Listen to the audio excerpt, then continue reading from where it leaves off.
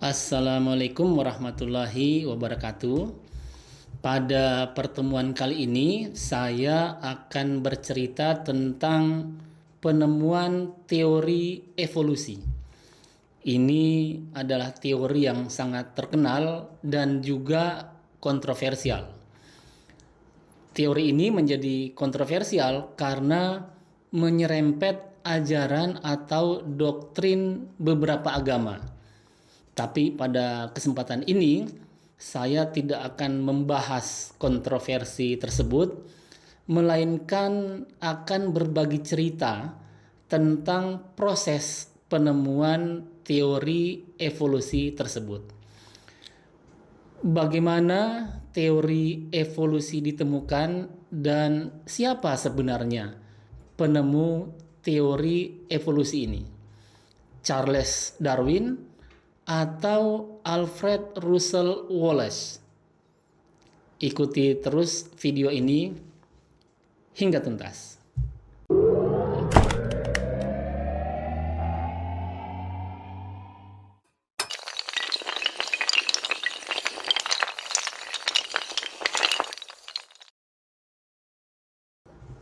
Charles Darwin menyelesaikan studinya di Universitas Cambridge, Inggris pada tahun 1831, dan pada tahun itu juga melakukan ekspedisi ke Amerika Selatan menggunakan kapal Beagle.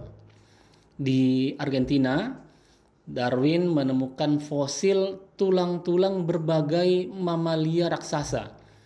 Ini termasuk fosil kukang raksasa pemalas.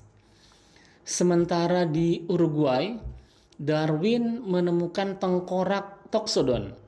Ini adalah hewan raksasa mirip badak yang juga sudah punah. Dan sisa-sisa mamalia raksasa lainnya, seperti marmot seukuran babi, armadillo berlempeng raksasa, dan tulang kukang sebesar gajah. Sementara di Kepulauan Galapagos, Ekuador, Darwin mengumpulkan beragam bangkai burung, seperti burung finch, burung peniru, burung hitam, dan lain-lain.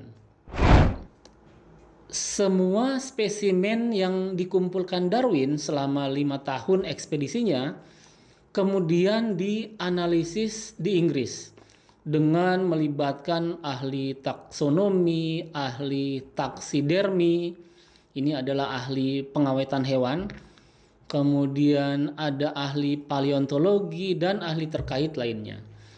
Nah, hasil analisis spesimen-spesimen ini menguak dua fakta menarik. Pertama, armadillo berlempeng raksasa yang telah punah ternyata tergantikan oleh armadillo kecil yang masih hidup hingga saat ini. Demikian juga dengan kukang pemalas raksasa yang punah telah tergantikan oleh kukang pemalas berukuran kecil yang masih hidup hingga saat ini. Kedua, beragam jenis burung yang dikumpulkan Darwin ternyata adalah varian dari burung finch. Demikian juga dengan burung peniru yang endemik di setiap pulau, ternyata berasal dari 3 spesies yang berbeda. Kedua fakta inilah yang memunculkan pertanyaan penting. Bagaimana jika armadillo kecil yang ada sekarang berkembang dari leluhur armadillo raksasa? Demikian juga bagaimana jika semua burung finch yang ada sekarang berkembang dari leluhur yang sama? Darwin kemudian mulai membangun teorinya. Salah satunya berdasarkan teori ekonom Thomas Malthus. Menurut Darwin, dalam proses seleksi alam, variasi-variasi yang menguntungkan akan cenderung dipertahankan, sementara yang tidak menguntungkan akan dihancurkan alias punah. Hasilnya adalah pembentukan spesies baru. Nah, pada saat Darwin masih merangkai teorinya ini, tiba-tiba Alfred Russel Wallace menerbitkan makalahnya yang berjudul Hukum yang Mengatur Introduksi Spesies Baru. Selain itu, Wallace juga mengirimkan naskah kasar makalahnya ke Darwin. Darwin tentu saja terkejut karena makalah Wallace itu mirip sekali dengan teori evolusi yang sedang dia bangun. Pertanyaannya, dari mana Wallace membangun teorinya? Wallace ternyata juga melakukan ekspedisi, yaitu menjelajah berbagai wilayah di Kepulauan Nusantara dari tahun 1854 hingga 1862. Jadi kalau Darwin menelusuri Amerika Selatan selama 5 tahun, yaitu dari tahun 1831 hingga 1836, maka Wallace menyusuri berbagai sudut Kepulauan Nusantara selama 8 tahun. Nah, selama perjalanan ini, Wallace mengumpulkan lebih dari 126.000 spesimen, di mana sebagian besar di antaranya mewakili spesies baru dalam ilmu pengetahuan pada saat itu. Dalam ekspedisi ini, Wallace tercengang dengan perbedaan yang mencolok dalam persebaran satwa. Hewan kuskus misalnya, banyak ditemukan di wilayah timur Indonesia, tapi tidak ditemukan di Pulau Sumatera. Demikian juga dengan burung kakatua yang jamak ditemukan di Lombok, tapi tidak terlihat di Bali. Padahal Lombok dan Bali hanya dipisahkan oleh selat yang sempit, yang lebarnya hanya sekitar 25 km.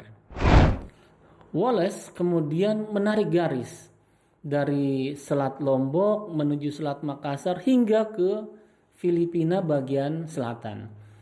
Garis imajiner ini kemudian dikenal dengan nama garis Wallace.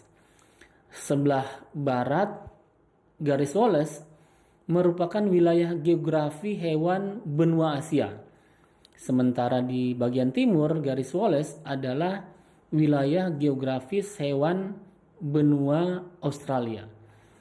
Nah, kecermatan Wallace dalam hal distribusi hewan secara geografis ini menjadikannya sebagai bapak biogeografis dunia. Saat terserang demam di Halmahera pada tahun 1858, Wallace mendapat inspirasi dari tulisan ekonom Thomas Malthus. Jadi, baik Darwin maupun Wallace sama-sama terinspirasi oleh Thomas Malthus dalam membangun teorinya. Menurut Malthus, penduduk itu bertambah menurut deret ukur, sedangkan produksi pangan itu bertambah menurut deret hitung. Artinya, pertambahan penduduk itu jauh lebih cepat dibandingkan dengan produksi pangan. Nah, ini masih menurut Malthus, populasi manusia selama ini bisa terkendali karena adanya penyakit, perang, dan kelaparan. Dengan teori Malthus tersebut, Wallace beranggapan bahwa mestinya teori tersebut juga berlaku bagi hewan. Maka Wallace pun mengambil kesimpulan bahwa hanya individu hewan yang bisa beradaptasi dengan perubahan alam yang mampu bertahan hidup, sedangkan yang tidak mampu beradaptasi akan punah. Kesimpulan Wallace ini sama dengan teori yang dibangun oleh Darwin, yang juga dikenal dengan teori survival of the fittest. Jadi ringkasnya, Meskipun Darwin dan Wallace melakukan penelitian di tempat dan waktu yang berbeda, namun keduanya berujung pada kesimpulan yang sama. Kalau meminjam kata-kata Siddhartha Mukherjee, dipisahkan oleh samudra dan benua, dibelokkan oleh angin intelektual yang sangat berbeda, kedua lelaki itu berlayar ke pelabuhan yang sama. Begitulah cerita tentang penemuan teori evolusi. Nantikan terus video berikutnya dan tetap semangat.